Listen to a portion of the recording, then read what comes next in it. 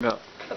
When my mom gave birth to me 22 years ago, she never thought her daughter would be serving in the U.S. Army on the front lines as a military police soldier. A female deployed to Afghanistan with a rifle in one hand and a pistol in the other. If it weren't for the strong, brave women in the wars before this one, I wouldn't have been there amongst all of the men in my company. I wouldn't have been looked at as an equal. Today there is no discrimination of black and white because of Martin Luther King Jr. And there's no discrimination of male and female because of the women serving in the wars before this one. Since the Revolutionary War, women have been leaving their families to fight for their countries. There is always debate whether women are assets or liabilities to the Army. I am not here to explain to you why I think women are assets, but to just inform you of how strong women are in the Army. We will date back to the 1700s to the Revolutionary War, the Civil War in the 1800s, World War II, and today's wars in Iraq and Afghanistan. In 1775, the American War for Independence began. The Revolutionary War was the war between Great Britain and our 13 colonies. Women fighting in this war was not an option. Women would follow their husbands and pitch their tents wherever they rested. Women would cook, do laundry, and tend to the children. Quickly, too many men were getting sick, and they needed the women to take care of them. Women turned into nurses. The mortality rate in hospitals were extremely high, and soon enough, in 1775, President George Washington ordered women to be paid 24 cents a day to take care of the men. Then there was the small handful of women who wanted to fight for their independence. Women who disguised themselves as men, cutting their hair, wrapping their breasts, and changing their voices. It was very easy for women to disguise themselves as men, since in 1775 it was okay for 13-year-old boys to join the military. Women had, if not more, but equal the endurance and equal the strength as little boys.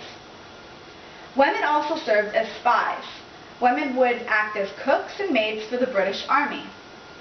They would eavesdrop on military movement plans, deliveries, and anything worth hearing for the 13 colonies. Women were complete assets to the 13 colonies in the Revolutionary War. Women continued to serve as nurses in the Civil War and continued to fight in secret. According to the author Bonnie Sue, she wrote She Went to the Field, Women Soldiers of the Civil War, a book about the brave women who went against the odds and fought side by side with the men in the Civil War. Physical exams were not strict during the Civil War. If you were a man who could walk, talk, and breathe, then you were fit to fight. It was very easy for women to disguise themselves into men in the Civil War. According to Bonnie Sue, if a woman was found out that there really wasn't an uproar, they were just sent home. Women were usually discovered by injury or disease. Most deaths in the Civil War were caused by disease like dysentery and bacterial infections. Officially, in 1943, the Women's Army Corps was born, also known as WAC. WAC was established for women all over the country to join the military during World War II. WAC recruits were expected to be physically and emotionally able to take on any military position given to them.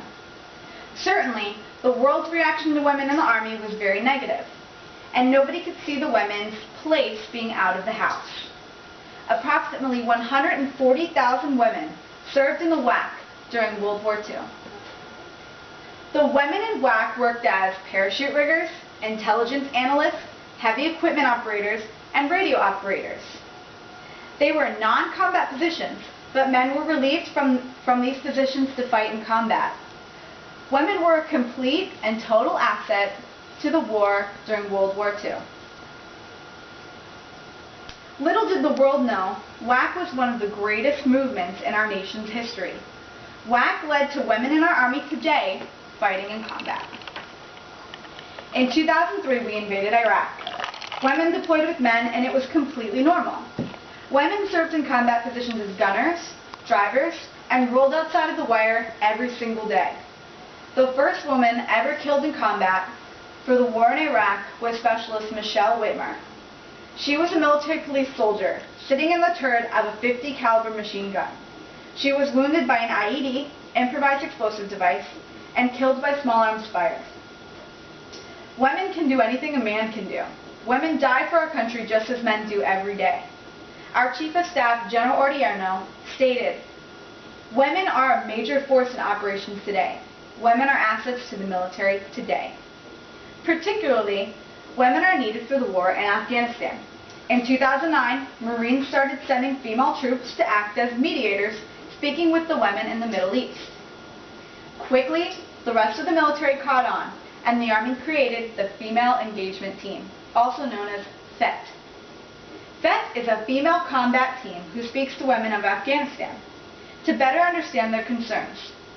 This is something men cannot do in respect for the Afghans' culture.